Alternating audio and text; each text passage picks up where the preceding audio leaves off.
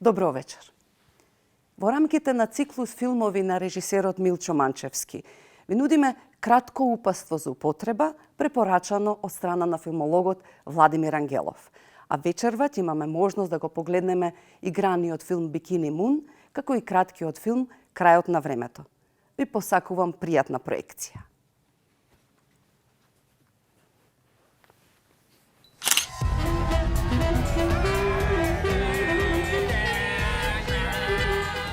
Здраво, јас сум Владимир Ангелов, филмолог, и вечерва ќе го гледаме филмот Бикини Мун. Режиран и напишан од Милчо Манчевски, ова е негов петти игран филм. Премиерно е прикажан во 2017 година. Бикини Мун е неговиот прв голем американски филм. Филмот има праволиниска нарација, започнува така што една филмска екипа што снима документарец за бездомници ќе најде својата тема. Чудната, мистериозна, ментално болна, но убава бездомничка Бикини, повратничка од Ирак. Тие, без да ја прашаат, не влегуваат во незиниот свет. Seедно дали тоа го прават од алтруистички или од чисто егоистички побуди, односно за филмска слава и се што таа носи со себе.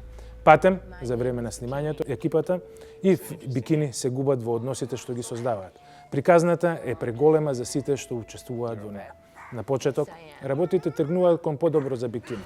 Започнува да ги пие своите лекови, од кои станува фиксирана на животот. Почнува да се интересира за документарецот што Тревор го снима за незиниот живот. Но потоа Тревор во приказната ја внесува незината ќерка и Бикини повторно почнува да се губи.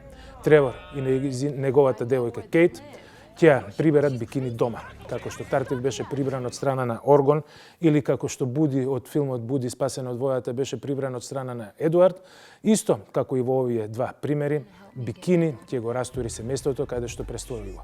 Ќе има врска со Тревор, а потоа и со Кейт. Таа ќе се растури и себе си. Бикини Мун е прецизно изведен во секој поглед. Манчевски имаше субјективни кадри од страна на камера, на документарната филмска екипа и кадри снимени со мобилни телефони од разни минувачи, раскажувајќи ја приказната за воениот ветеран Бикини. Можеби во овој филм најдобро се гледа виртуозноста на Манчевски како режисер, особено во акциски сцени. Сцената во која Бикини напаѓа неколку судски службеници, стратешки темпирана пред крајот на филмот, е безпрекорна акциска вињета.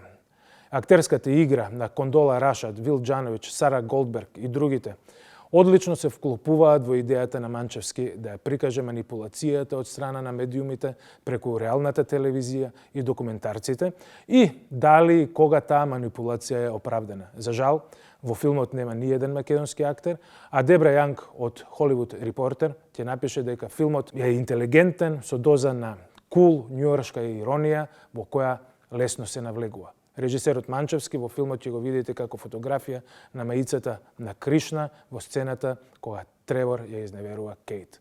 И пред да го погледнеме Бикини Мун, ќе го видиме краткиот експериментален филм Крајот на времето на Милчо Манчевски.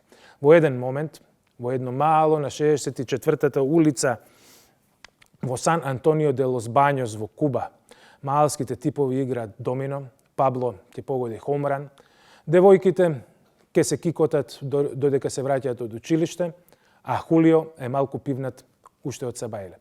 Армано конечно е го убедил својот брат да му го даде да го повози неговото црвено такси, а мајката и тетката Софија си шепотат додека главниот лик на филмот го слуша неродениот брат во нејзиниот стомак.